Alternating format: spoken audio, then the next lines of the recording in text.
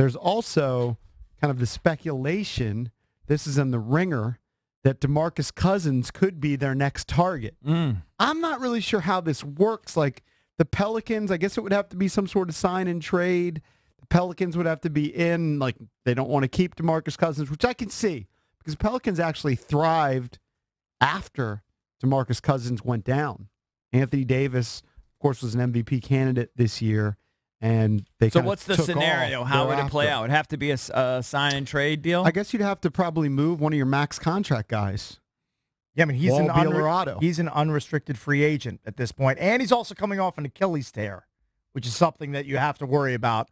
Is he going to be the player that he was before he went down? It's a pretty significant injury. So he hasn't played since. Washington. Since the Achilles tear. I've seen no video of him doing things like he's been rehabbing hard.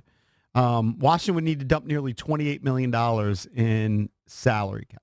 The DeMarcus Cousins, the numbers career-wise, they're outrageous. They're crazy numbers. And he's still, as of last year, he's only 27 years old. Right.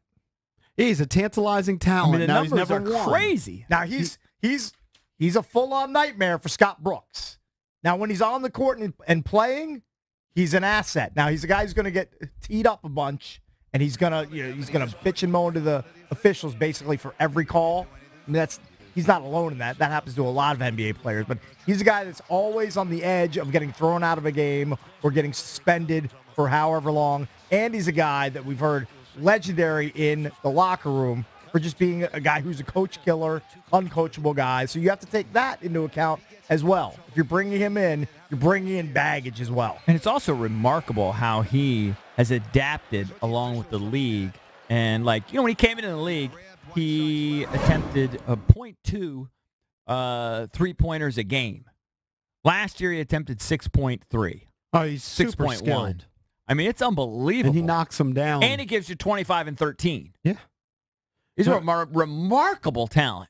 Look, I think if the Wizards are going to go to the next level, they need to do something beyond just bringing the core back.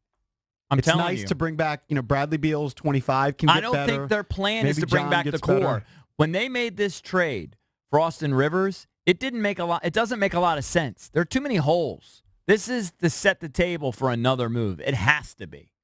I would think so. It has to be. And they do need another big. I mean, right now, if they started the season right now, if you're not, first of all, you're not going to start Markieff Morris at center, I don't think, game in and game out, because you're going to match up against really big guys, and it's just not going to work out game in and game out. It's nice to do that down the stretch of a game, but you're not going to start Markieff Morris at center. You wouldn't think. So now you got Jason Smith and Jan Mahimi.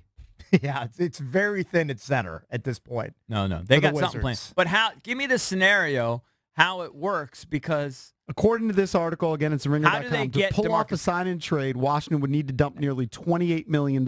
It has to be a sign and trade. When was the last time there was a sign and trade done? One done this year? Last year? Chris Paul. Chris Paul, yeah. The CP3 under the trade. current rules? Yeah.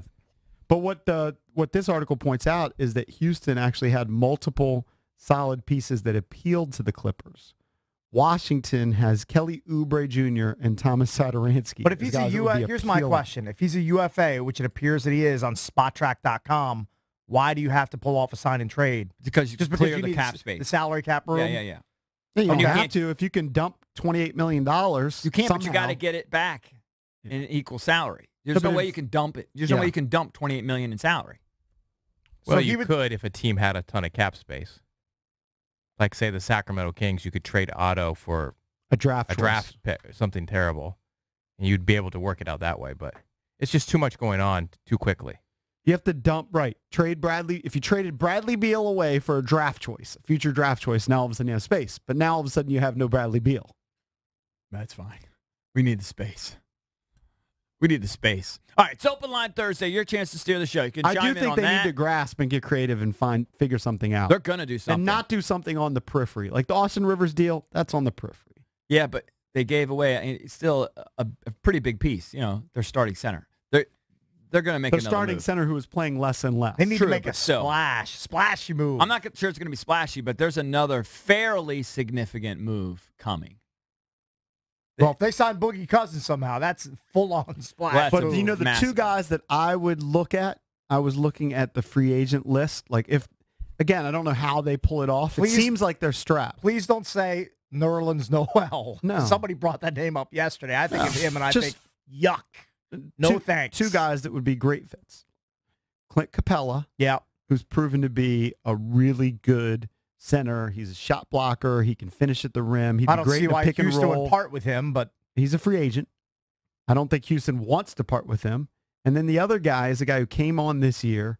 He's a perfect stretch 4 now, is Aaron Gordon. They would help the team out.